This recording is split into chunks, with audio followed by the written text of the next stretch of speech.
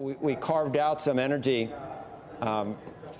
parts of the sanctions already, Rob. Do you want to put those in? Do you want to add additional? Yeah. What are you talking about? Yeah, Joe, I think we had to tighten up the sanctions overall and provide more military assistance and get it there more quickly. They're desperate right now.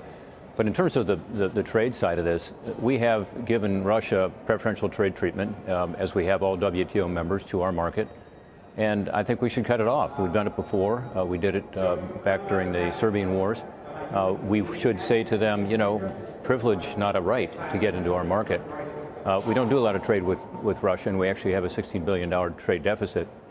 But the impact of that, Joe, as an example, would be about a 50-cent per gallon increase in gasoline. So, I mean, it actually, I'm sorry, per barrel for gas. So this is something that actually would help with regard to the oil and gas situation, too. But, yeah, I think it's untenable that we're cutting off XL pipeline. The Keystone XL pipeline is about 800,000 plus barrels per day. The Russians are sending us about 600,000 barrels per day.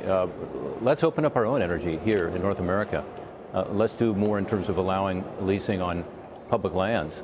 Let's change the Biden administration approach, which is stifling oil and gas production here in this country. Obviously, it's a national security concern. We see that very clearly now. And let's cut off the Russian supply to us. And why are we sending them all these revenues to help their economy right now? We should be doing just the opposite. Senator, are you under the impression we're producing less? We just had someone on, an ESG individual, saying we're at all-time highs for natural gas production and oil production in the United States. Well, yeah, that's because prices are so darn high, but we could do a lot more if we were to unleash, what we can do in this country, including on public lands. As you know, this is a matter of litigation right now, but the administration is trying to literally shut off new exploration and production on public lands. At the same time, Keystone XL pipeline, again, that would have been 820,000 barrels of oil per day, more than accounting for all of the Russian oil coming into our country. So it just doesn't make any sense. And by the way, the Canadians feel the same way about it, as you know. They feel strongly that energy is a national security issue, and we want to work together as a North American compact. Robert, would you put oil on the table for what we do to Russia? It seems like we've sort of tiptoed around there. It's happening anyway. Russia's having trouble exporting, but would you just make it official? Say we're not buying any. If torpedoes be damned, if we go to $150, $200 a barrel in this country. Well, we won't, Joe. Again, if we make more efforts here to produce what we've got.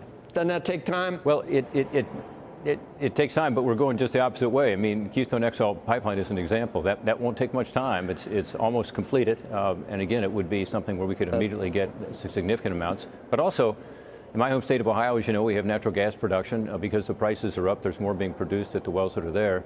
But there ought to be an effort right now to say, let's do all we can to produce more in this country, and let's do what we can to send LNG, liquefied natural gas, to Europe so that they don't have to rely on Russia. The concern there, as you know, is the export and import ports to be able to handle it. But we can do a lot more, and we're sending a lot of that to Asia right now that could instead be sent to Europe. So I just think we have to view energy as an advantage. We happen to have these incredible reserves of natural gas and oil in this country. And instead of cutting them off and stifling production, we ought to be using it right now. Ultimately, that's probably the most significant weapon we have vis-a-vis Russia. Shepard Smith here. Thanks for watching CNBC on YouTube.